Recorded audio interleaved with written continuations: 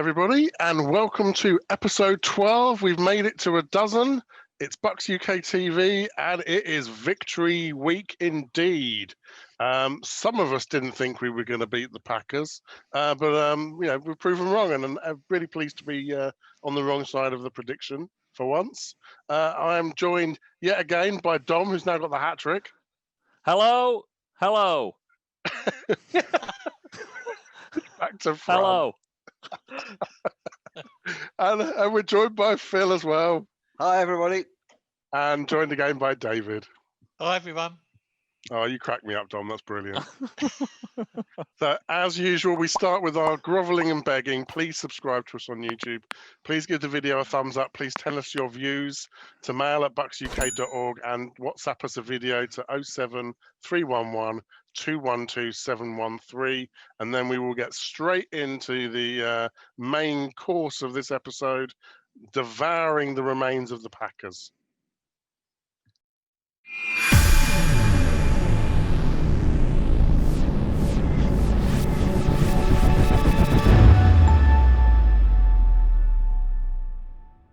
So as I said, I was absolutely delighted to be on the wrong end of my prediction.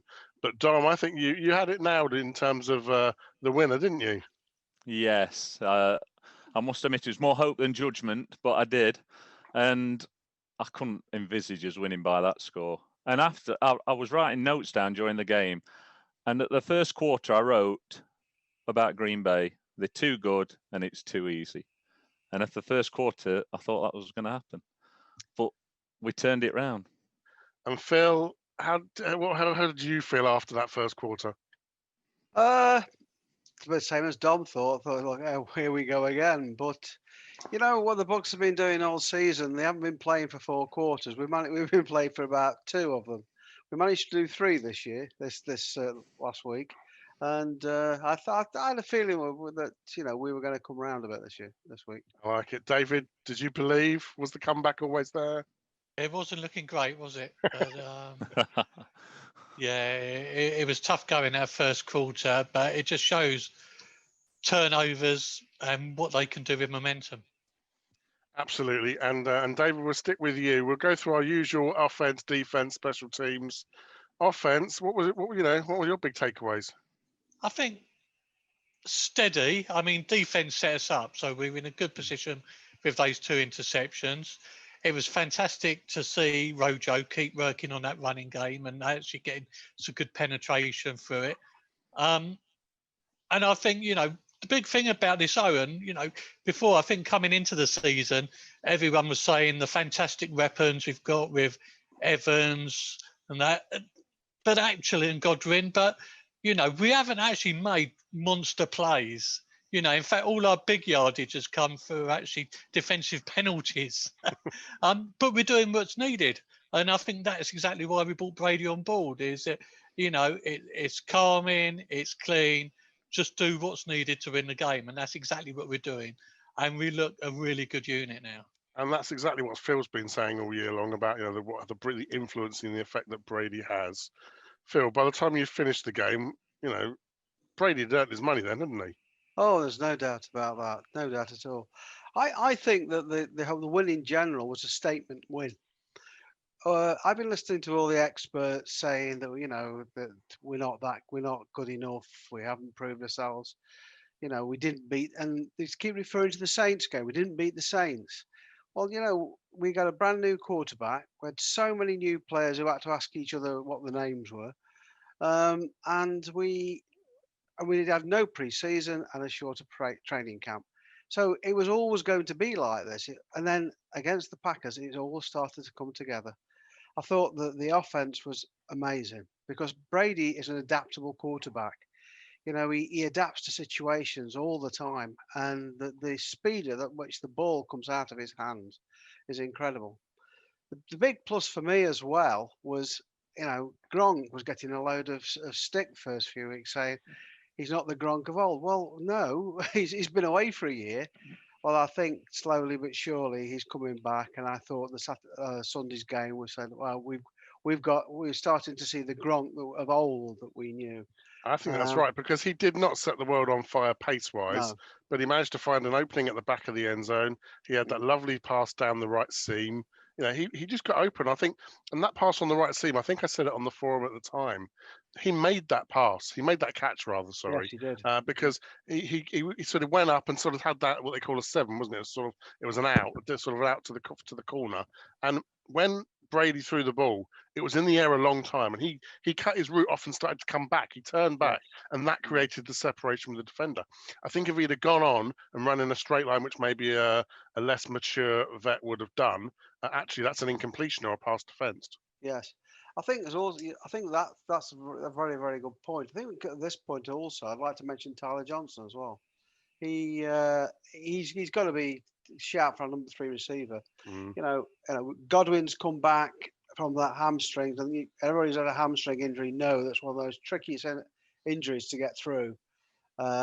Evans looks like he's got 2 legs again, and Scotty Miller's still a bit banged up because we're not seeing Scotty Miller on the long routes, but Tyler Johnson stepped up.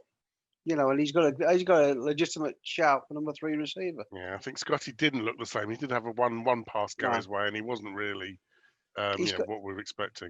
He's got a hip injury, hasn't he? And again, like the hamstring injury, they're tricky ones to get over there. Looking at the coach's film, there was a lot of times actually where Evans in particular, and sometimes Godwin, didn't actually force the run downfield. They didn't really make an effort that you'd expect someone that's 90, 100% fit making. They knew it was a run, and they didn't make any effort to sort of deflect or sort of move or block or anything. They were definitely resting for periods in that game. Yeah, and that's interesting actually, because one thing I've noticed from watching the Titans, when let's just pause for a minute. Wow, the Titans, their receivers have been blocking and getting so many extra yards for Henry, and I kind of feel like the progression for our running game now is exactly what you said, David. It probably is the receivers starting to block, because Dom, I know we were talking about this, but we haven't mentioned the O-line yet, and when we don't mention the O-line, that's a good thing, isn't it? Yeah, it's like Tim was saying a few weeks ago. If they don't get a mention, it means they're playing well. And they're absolutely immense. No sacks. Well, also, not only no sacks, there was no stupid penalties, what we were on about last week. No interceptions. And I just thought they're immense. Against a decent side as well. They've not got a bad defense, the Packers. It was very impressive. My biggest cheer of the night was Scotty Miller. You're on about Scotty Miller. When he got that... It was on the 2-yard line, I think, when he got the pass interference call. It was there. I was so relieved because I was still convinced that Rodgers would bring him back. But when he got that, and we went up, and then Rojo ran it in. And Rojo, third 100-yard on the trot. That's the first game that Rojo's had 2 running touchdowns in a game. Can't believe that. No. He's developed. At the beginning of the season, we were all saying that he could be our unsung hero, our main weapon. And I thought, well, just to see how we go on, because his ball security has never been, one of his top marks. But that's what he is doing now. And I think somebody said in one of the previous podcasts, he doesn't catch it too well. Well, he didn't do a bad job again on Sunday. He did, actually. In his defence, that was a very improved there. And I think on those downs where he was in on passing downs as well, I think he did quite well at picking up the blitz and the coverage there. I kind of feel though he's still.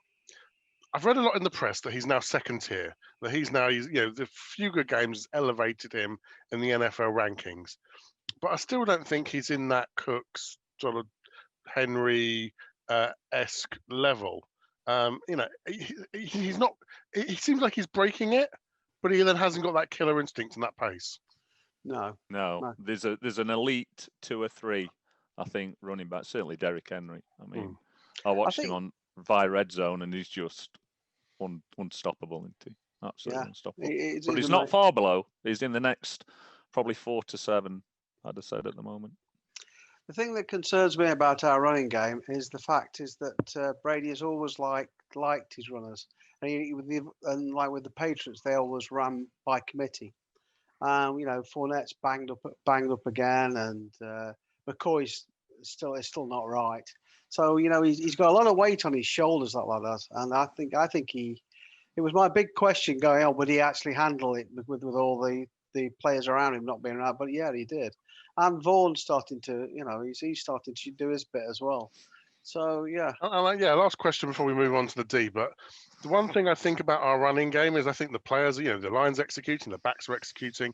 But I kind of feel like the next stage now is for the coaches, because again, I'm not the expert, but I pretty much 90% of the time, either by down and distance or by formation, you can tell when we're going to run the ball, and we can't have that level of predictability. No. I mean, we'll come on to it against the Raiders later, but the run game is going to be really important against them. Yeah, I think that's a really good point. Okay, then, so let's switch over the sides of the ball to the D. Dom, I'm going to come to you first because I think as a postman, you know everyone's address. You were threatening to go and hunt down David and White if they didn't sort of up their game. Yes. Did they satisfy you? They did satisfy me. And, well, Todd Bowles deserves to take a bow on because whatever they coached them after the Chicago game, it worked. They were absolutely immense. I mean, I could go through them all. I wrote all the names down here. But Nunes Roches, to say that we didn't really notice that we missed Vea. With Vea out the team, I thought they were going to run through us. I thought Aaron Jones would just have a field day. But he stepped in really well. Really well. And I loved it how Sue got inside Rodgers' head. He'd gone. You could see they were zooming in and he's mouthing back at him. And that was brilliant because the Sue of old probably would have broken Rodgers' arm and he'd been suspended. Yeah. But actually, he did. It was mind games. It was a little shove here, a little ding there. More professional, more controlled, more restrained. Yeah. And lots of people were saying, God, isn't that just like, Favre and Sapp? Yeah, it was. It was. He's more mature, isn't he? You could tell it. He's a superb player. I mention him every week. It's fantastic. And Phil, how did you feel about the defensive side of the ball? Well, going back to White and David, they've got to be the best two at their position in the league. They looked hungry. It looked like every time that the Rodgers snapped the ball, you were looking for them all the time to go after him. I think they've developed into a superb partnership in what has been just a short time. It's only like a season and a bit that played together, But that's my word for the secondary as well. Wow, what are they? A team and a unit they're developing into. Carlton Davis, Jamal Dean, and we've of course got Winfield coming through, and they really have developed into what about 3 seasons ago was our big weakness. It really was, and they've developed into a very, very strong unit, and they're all still so very young. Absolutely, as well. And plenty of draft picks have come and gone in that secondary, so it's not like we just got lucky. We've plugged away at it. Yeah, I mean we drafted Vernon Hargreaves, didn't we? It was not exactly. No need for that. sorry, Dom, I had to say it. Terrible. And then we all saying, why did they waste the first round pick? But again, I said it the last time I was on. Jason Light done a superb job of drafting these young players. This is a defense that's going to be together for some time. And you've got the leaders like the veterans like Sue and Pierre-Paul up front leading this young defense. I bet Mr. Gruden must be panicking a bit now, just thinking, "Oh dear, I've got this lot coming to see me on Sunday." Yeah. What do you think, David? How much of the credit for the win goes to the D then, rather than the O? Oh well, it's huge. I mean, they turned the game at the end of that. The first quarter, start of the second quarter. I mean, both of those interceptions were massive, weren't they? That totally turned the tide. Again, fantastic effort. Jamal Dean, that was a beautiful pick to take it back. And, Mike Edwards, how many times does that guy come in to cover Murphy Bunting and the others when we have injuries down and he makes plays? Everywhere you look on defense, from the linebackers, secondary, we've got it covered in all positions. So that's great. And I think the linebackers, as well as, stuff in the run, what Green Bay do a lot is they use sort of double and triple set running backs and actually pass just behind the line. And they totally smothered that. They just didn't let them get loose at all, which I thought was fantastic. Well, Levante David was everywhere, wasn't he? Everywhere. He was in Rodgers' face. He dropped back when he needed to. I don't think he's ever looked better. There can't be a better defensive player, certainly not linebacker in the NFL at the moment. He's just fantastic. Every week after week, superb. So I think it sounds like we're all rather happy with the D. But Phil, we're not quite onto our magic wand moment yet. But it wasn't all plain sailing, was it? There was still that annoying little 5-minute bit of the game where suddenly the Packers kept getting open again. Yes, yeah, it was. But this is the Buccaneers we're talking about. We always got to have something to complain about, isn't it? Yeah. At one stage, I thought, they're going to start coming back again. But they shored it all up again, and off we went again. And I just full of compliments for them. As I said in the last time I was on, just got to play all 4 quarters now. We've got it all worked out, haven't we? But Ian I do Costain, think we play with so much speed that actually occasionally they do need a bit of a rest, particularly on the occasion when the O's do have quick 3 and outs, which they do quite frequently at times. We don't have long drives all the time, and the power and speed that those guys play with, they've got to have a break somewhere in the game. It's picking the right moments, and I think we've got away with that. Cool. We'll move on to special teams. As Ian Costain said, last week's podcast was 3 hours long.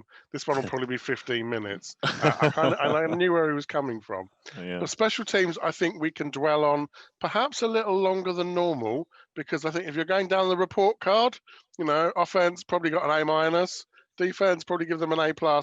Special teams for me was still C-. I still think there's masses of improvement there.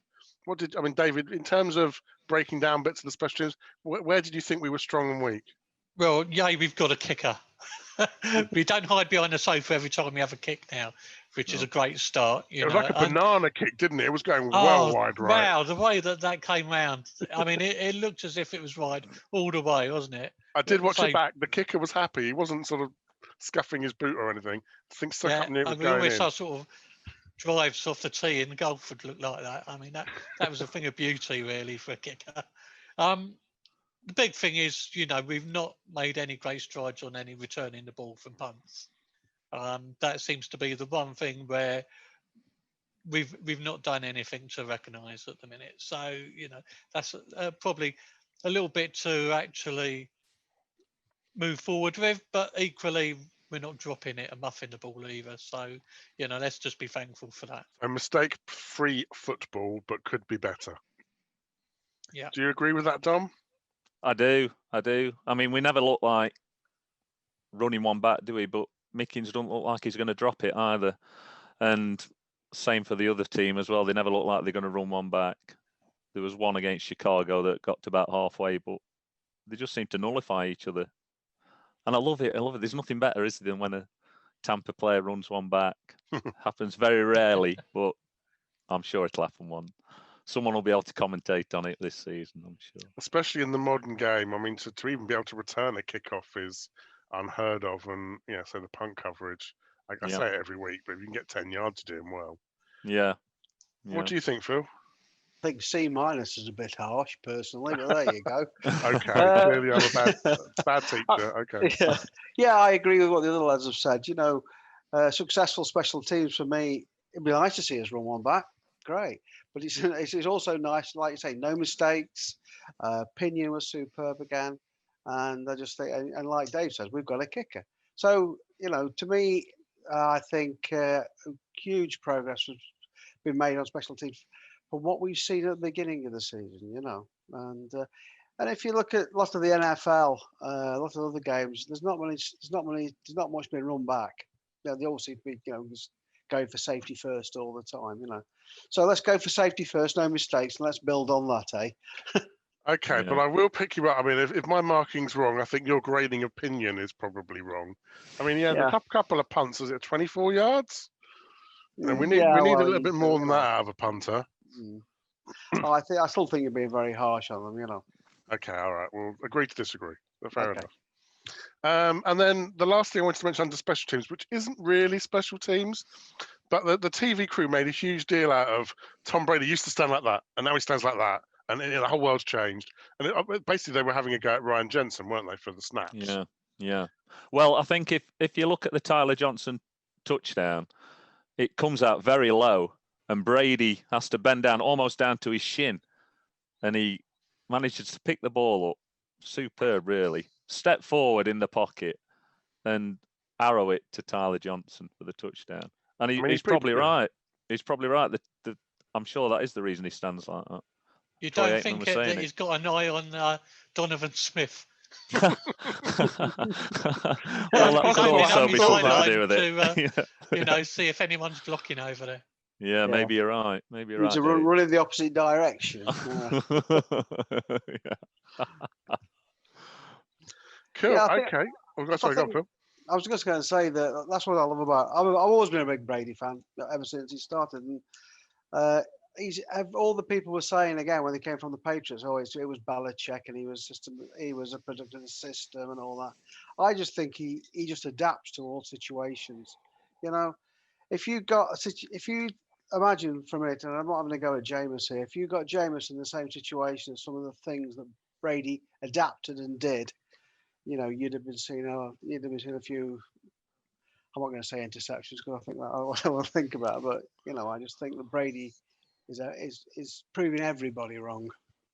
And I think he is improvising as well. You can see him Oh, looking, and you know, it's not every play is going to plan. He's able to flex. I haven't noticed much in terms of audibling. You know, if you think back to sort of when Peyton Manning took the move and say went over to Denver, he was given play calling responsibilities, and he'd call 3 plays in the huddle and go up to the line and work out which one it is. We're not getting that level of complexity. Do you think? What do you think about, yeah. No, I agree with you to that. But you know, I just think it's a developing model all the time. You know, we can see it week in, week on week. It's improving all the time. You know, and I think we have to take a step back sometimes. This is the Green Bay Packers we beat. You know, we didn't beat the New York Jets. You know, with apologies to the New York Jet fans, but we didn't beat them. We beat the Green Bay Packers. You know, resoundingly. Undefeated to that point, yes. Yeah. The I mean, I number one don't think he's had offense. enough time with our offense, as I say, No. no pre-season, and I think to actually get to the level where we can do much to mix plays up and have audibles, I think, you know, we have to go with what's there and just rely on him to make sensible decisions. Well, let's hope that improves as the season goes on, because I think that's going to be once there's more and more game tape out on us. I think that's going to be really important. But then obviously we also have the views of our members. So first up, we have John Zinkus. Todd Bowles has this D jacked up and balling. I'm sorry, I can't read that without. I can't be cool, I'm afraid. But jacked up and balling.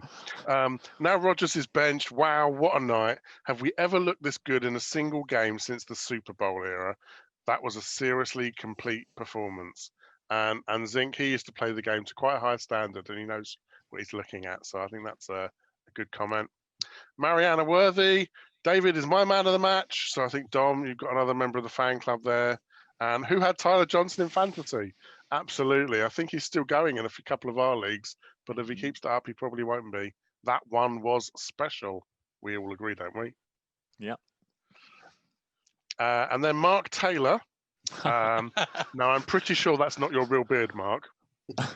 Awesome first half to turn that around and put the Packers on the back foot. Loving the Rojo spin. He's like a Tasmanian devil. This is going to be a great victory Monday. And if you've been on the forum, Pete's done this great thing now where he started a thread for Victory Monday. So go in there and post your picture of you in your Bucs gear, sat at your desk or working from home or wherever. It's always nice to show off on Victory Monday. I'll just say how fantastic the forum's been on game day and cover it. We've had our biggest post numbers ever. It's just been amazing and just fantastic to get so many of our members on board. That's really good, actually. That's a really good point, and it has been fantastic. The last 2 weeks have both been record-breaking weeks. Each one has set the record for the most number of posts on any thread ever. It's been manic at times trying to keep up with it, but it's like you're watching with the whole club, though, isn't it? It's really nice. Yeah, it is. Yeah, it's like you're watching it with everyone else there, and it makes the victory even better. Yeah, I mean, that's what it's all about, our club, is sharing the experience, and it's just been brilliant. Yeah. So if you wish you could get down the pub to watch the footy, but you can't, if you're in tier 1, tier 2, or just in tiers, then come onto the forum and get involved. That'd be really good.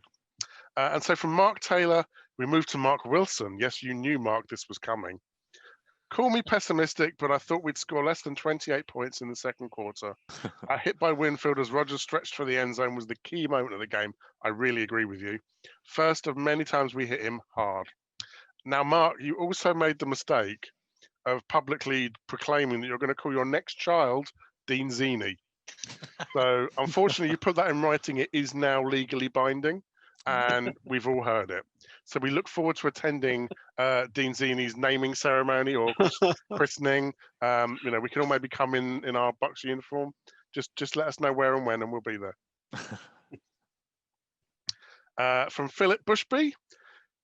Now, again, I'm not very good at singing football chants. John, do you reckon you can do this one for us? Can we play you every week? Can we play you every week? No, that's a bit better than just singing Tampa and Bay, isn't it? I think that would be really good if that could be our D chant when we're going really well. We could start a Dino one as well for Jamel Dean. Why they don't just chant Dino? Dino's not a thing in America, I'm afraid. No, I know. I always chant it here. And then last in this segment, Steve Moore, he's done a really nice in-depth video that he's recorded for us, which we shall play you.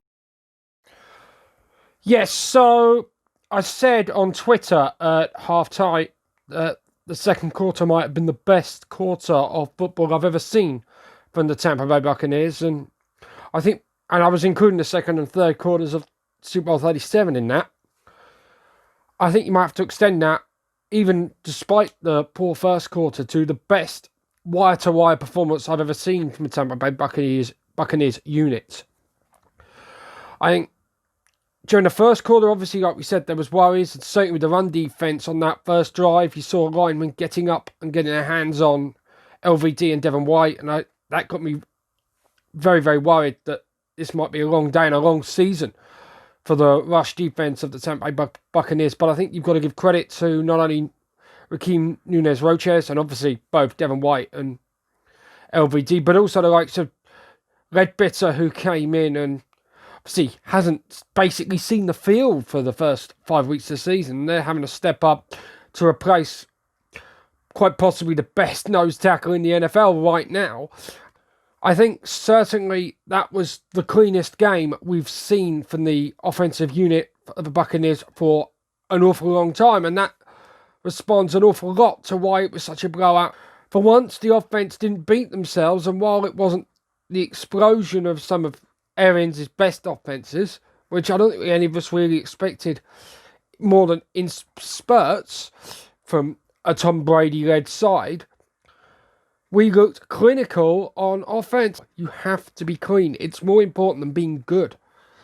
The defense backfield stepped up after the first quarter as well. I think they were helped by obviously us being very creative about how we got to Rodgers and getting there, and that needs to continue, because there's been times where we've sent the house too much and just been left the corners on too much of an island. I think we didn't send too many bodies, but we were more inventive in how and where we were sending them from, and that's what completely drove the Packers line absolutely crazy. So Raiders big game next week, and then obviously with the chance the week after, you've got to imagine that the worst case scenario is 5-3, and you've got to be trying to get to 6-2. So thank you, Steve, for that insight. And next, then we have our special competition, which, hands up, I messed up last week, sorry. So our good friend Michael, who's joined our club from Serbia, he is a graphic designer, been designing some really great t-shirts and other things. There was a discount link in a previous episode. He's decided he wants to give away a t-shirt to someone. It doesn't have to be a Bucs UK member. Anyone watching on YouTube is able to enter. All you have to do to win the t-shirt that you like in the size that you want, in the color that you want, you have to like our video on YouTube and put a comment on the video that says something about winning or t-shirts or entering or competitions, something that makes it clear it's a competition entry rather than just a comment on the video, and you could be a lucky winner of a free t-shirt. This week we had a record number of entries for our t-shirt giveaway. It's been really nice that our members have come forward and created some extra competitions for the club. This week it was your turn, wasn't it, Dom? Yeah. 3 items. I've been clearing the loft out. There'll be some more, I think, when I get up there again. Well done, I should say the t-shirt is unworn. It's not like it's just a no, it's unworn. It's unworn. Yeah, don't worry. There's a lovely Derek Brooks Hall of Fame t-shirt, isn't it? Yeah, it's got Brooks on the back, 55. And there was a club photo from, what year was it? 96, 96. 96, and a book from 1990. Fantastic stuff. So that probably explains why we had the most entries we've ever had for this sort of competition. As again, it is a wheel of Woollards. We've got the full hat trick of the Woollards taking part. So Can I just say, if a Woolard wins, there'll also be a Derby County shirt going in as well. Just throw that one in. And even worse than that, he won't put a stamp on, so you'll have to pay at the other end. Yes. Oh, yes. Good point. Yeah. Okay, here we go. Who's going to be the winner? It looks like, it is as well. No, it's just ticked on. Gary Woolard, you had a lucky escape. Oh, well done, Stuart. That's it. Well done, Steve. Well done, Stuart. That's brilliant.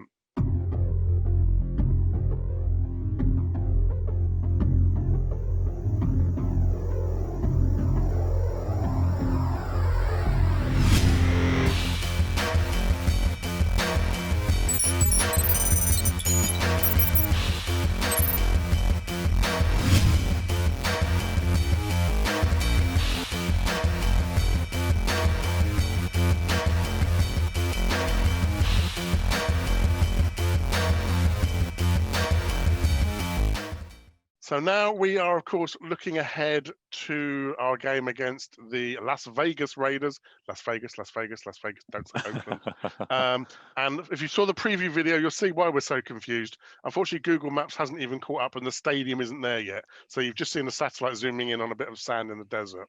I should also say thanks, obviously, to Bucs Report, who continue to help us promote our podcast.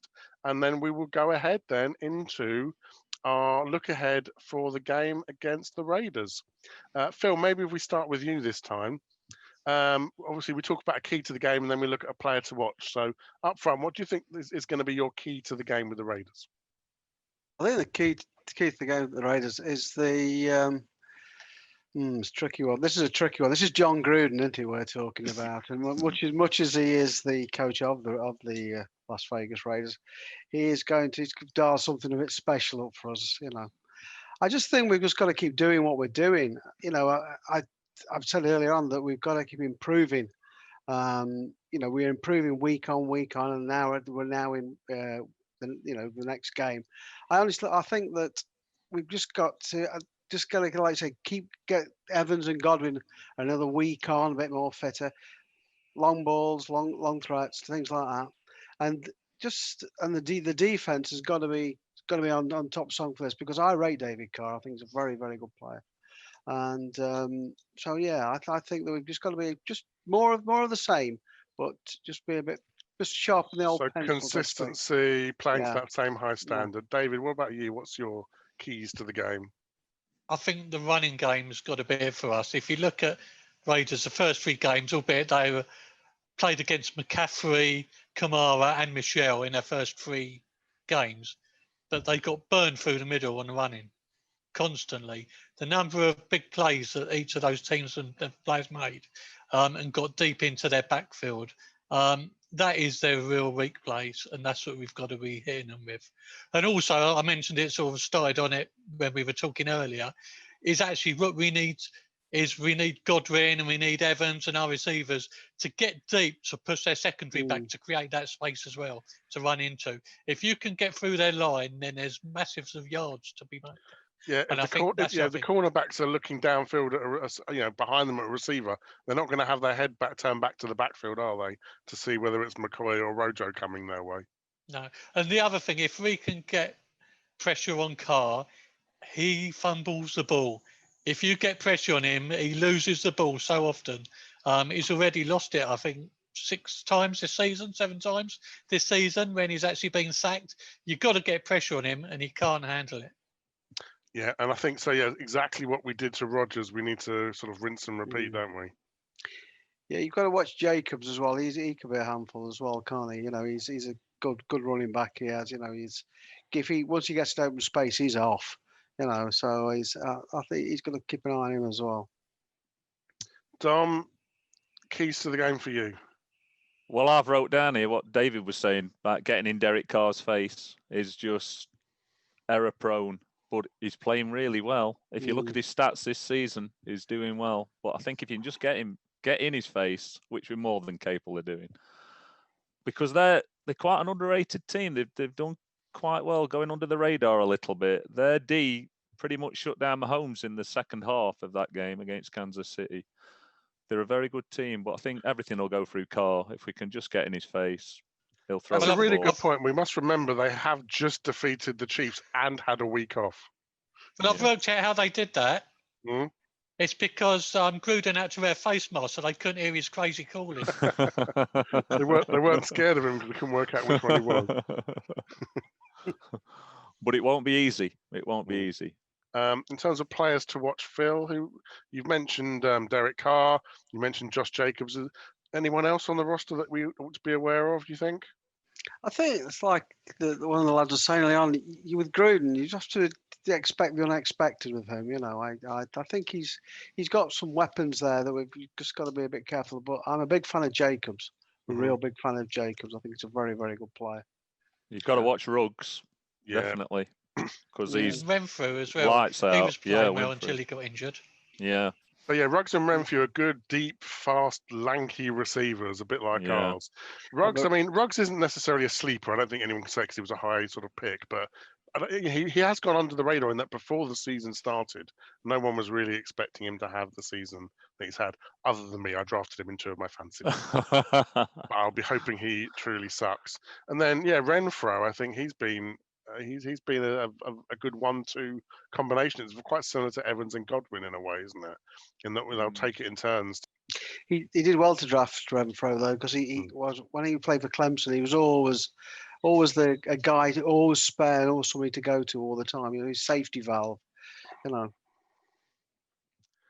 What about on the defensive side of the ball? Because if you think back to, obviously, the Raiders will always be synonymous for me with the Super Bowl. When there it was about the high-powered offense of Rich Gannon against our magnificent defense, who was going to come out on top. It's a little bit like that, because it does feel again like, our defense is playing lights out better than the offense, which is not doing badly, of course. And it feels the same way. Their offense is probably reaching a higher level than their defense. Yeah, like I say, the D.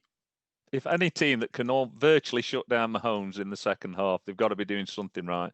They might. I mean, Mahomes was escaping and that, but the corners were covering the wide receivers very well. But we've got the right man now at quarterback. He'll find the holes. Just a little word on our defense. As my brother is a Jets fan, and yeah, I know. Sorry for your loss. Yeah. And he said to me, he was saying to me only the week before, he says, we've got some good players on this defense like McClendon and things like that. He rang me up this morning, and his language was more than a little bit fruity, to be quite honest. He said, you've got a good player there. You've got a really good player. Yeah. He said to me, you've got another Will Golson now, one that flies under the radar but always gets the job done. Yeah, he's a leader in their locker room as well. Yeah, isn't he? yeah. He's one of the captains. So. Okay, so then we're on to our score prediction. And I'm lost. What do I know? I got it so wrong last week. But hey, Dom, we'll start with you, and then we're going to Phil and then David. So Dom, how's it going to go? What's the flow of the game going to be? I think we're going to win all 4 quarters. I think good teams don't just win one game; they string them together, and this is going to be where we start stringing the games together. And I think we'll win 31-17. And it'll be worth stopping up for in the early hours. Yeah, for the Bucs fans, we have yet another brutal run in, don't we? So this is Sunday night football, and then next week we've got Monday night football, and the week after we're back to another Sunday night game, aren't we? Yeah. So my leave allowance is looking particularly unhealthy at the moment. So you had 31-17. So what's that? That's a 14-point differential. Yeah. Phil, how do you think the game's gonna run out? Well, I always think about the Raiders. Which Raiders teams are going to turn up? To be quite honest, but I think it'll be closer than that. I think 24-17. And is that going to be, is any team going to take a lead, or is it going to be chipping away equal sides? Do you think? I think we'll sort of dominate the game, but I just think it'll be a lot closer than than what Because people. 24-17 can be, whoever gets the ball last. And I Yeah, can see it going that way. yeah, 24-17 can also be a load of garbage time points as the Raiders try and claw back from yeah. nothing. Can be either. As I said, it depends which Raiders team turns up. Mm. They're an interesting team, really. Cool. And David, how do you think it's going to go? 34-17 Bucks. I think we're going to 34-17. get 2 or 3 opportunities with a short field to get some points on the board. I think our defense is too good for them. Go on, Dave. Go on, my son. I like that. Come So the on. short field, presumably that's either picks or strip sacks or. Yeah, we're going to hit a car a few times, aren't we? So I'm going to go out on a limb again. I called it once, and I do think the Bucs win, and I think we could do 28-0. I desperately want us to have a shutout. Do you know what? Wow. Of all the things I've heard this week, that is the most worrying thing I've heard. What if I'm predicting a win? Yeah, Cut, 20 and cut, 28-0. cut. The Raiders are going to win. The Raiders are going to win. Don't worry. No. Yeah, I don't want to jinx it, but I think if the D carries on the way they finished the last game, then I think that the Raiders aren't going to know what they've walked into. It is a big statement. Like I said, the Packers game was a statement win. But this is what I want to see is a continuation of that game. To show all these people that keep saying we're not that good, we're not as good as they think they are, show that we are actually here, and and we can do this. It's something to get us into the top 5 of those power rankings. I must have looked at about a dozen power rankings this week, and I think we're pretty much 6th in all of them, which is kind of, you're good, but you're not that good. Yeah, exactly. It's all right. We just, get better. We don't want to be top of the power rankings too. Yeah. No, that's true. Playoffs, do It we? could be worse. We could have been in the NFC East, and then we'd have already qualified for the playoffs, probably. Yeah. Yeah.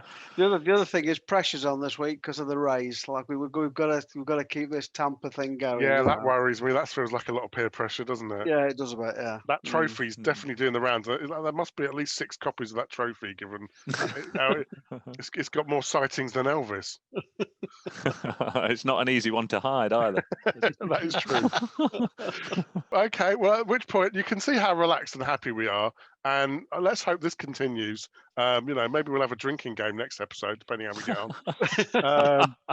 So all that remains is to thank Dom, to thank Phil, and to thank David. Thanks, everyone. Cheers, mate. everyone. See Thanks, ya. everyone. And thank you from me. Enjoy the game with the Raiders, and let's hope we're having another fun chat next week. Thanks. Bye.